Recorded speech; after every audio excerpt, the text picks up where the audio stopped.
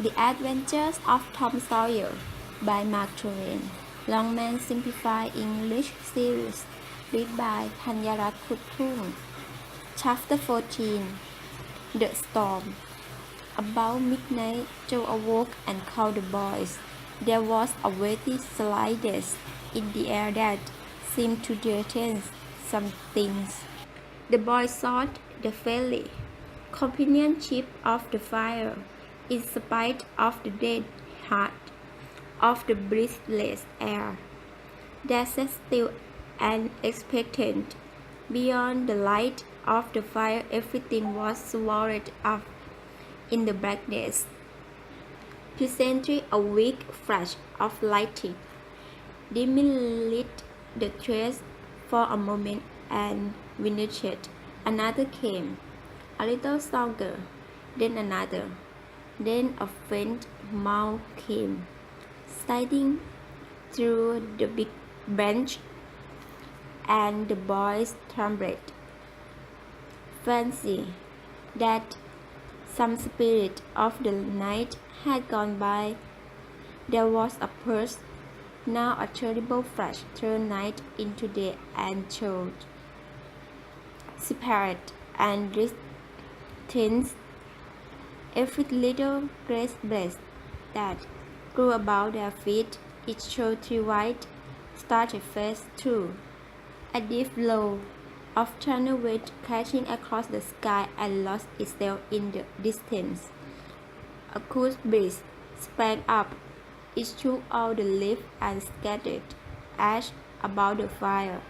Another fire flash lit up the forest, and a crash followed that seemed to tear the treetops right over the boys' heads.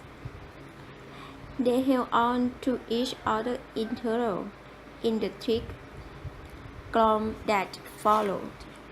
A few big raindrops fell upon the leaf. "Quick, boy! Go for the tent!" exclaimed Tom.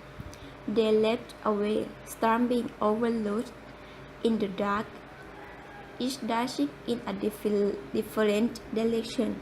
A forest wide road through the trees, making everything sing as it went. One blinding flash after another came, and lo went one blinding flash upon row of defending thunder. And now the rain poured down. The lightning wind drove it in sheets along the ground. The boys cried out to each other, but the howling wind and the rolling thunder drowned their voice utterly. However, one by one, they started in at last and took shelter under the tent, cold, frightened, and steaming with water. The old cell beat about so furiously that they could not talk, even if the other noises had aroused them. The storm rose higher and higher, and presently the cell tore loose from its threatenings and went flying away on the wind. The boys seized each other's hands and fled, with many stumbling and bruises, to the shadow of a great oak that stood upon the river bank. Now the battle was at its height. Under the cashless flashes that flamed in the sky, everything below the bending trees, the river white was foam.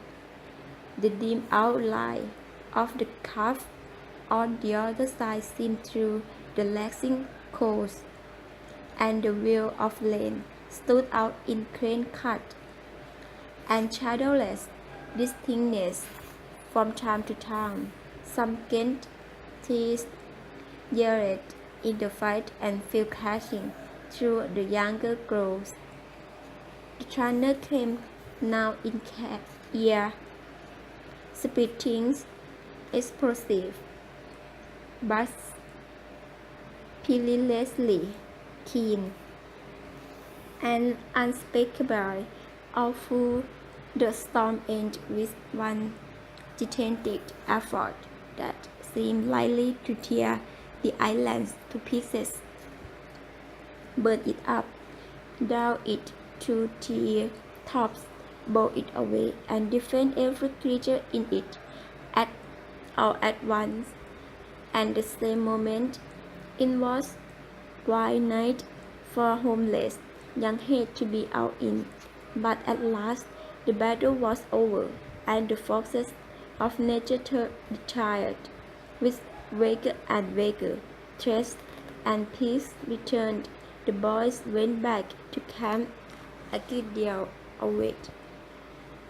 But they found that there was still something to be thankful for, because the great tree which had been the shelter of their base was ruined now, spiked by the lightning. Everything in the camp was went through the campfire as well.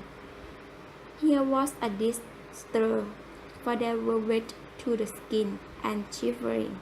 However, they discovered that the fire had extended so far up the great log, a tent which it has been built at a few inches had escaped, waiting there patiently work at it with leaf and bucket hairs from the underside of sheltered logs until they persuaded it to burn again. Then they bite on great dead bunches till they had a glowing bush.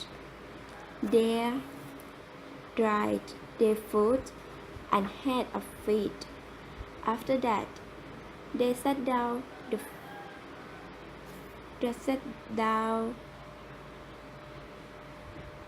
the fire and glorified their midnight adventures until morning, for there was not a dry spot to sleep on anywhere allowed. As the sun grew stronger, the boys felt sleepy, and they went out on the sandbar and lie down. They were soon burnt out by the sun, and weary, began to prepare breakfast. After the meal, they felt stiff-jointed and a little homesick once more. Tom saw the things and tried to cheer up the pirates as well as he could, but they cared nothing for marbles, or circles, or swimming, or anything. He proposed that they should stop being pirates for a time and be less Indians.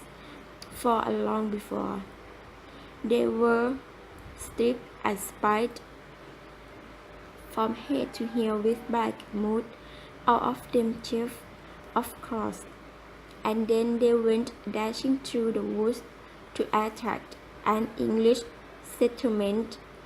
Afterwards, they separated into 3 river tribes and sprang out upon each other from hiding place, with deathful war cries, and killed and skinned each other by thousands. It was a bloody day, and therefore was a satisfactory one. They assembled in camp towards supper time, hungry and happy, but now a difficulty across Indian troubles. At war with each other, could not break bread together without first making peace, and this was simple an impossibility. Without smoking a pipe of peace, 2 of redskins, almost wished as they had remained pirates.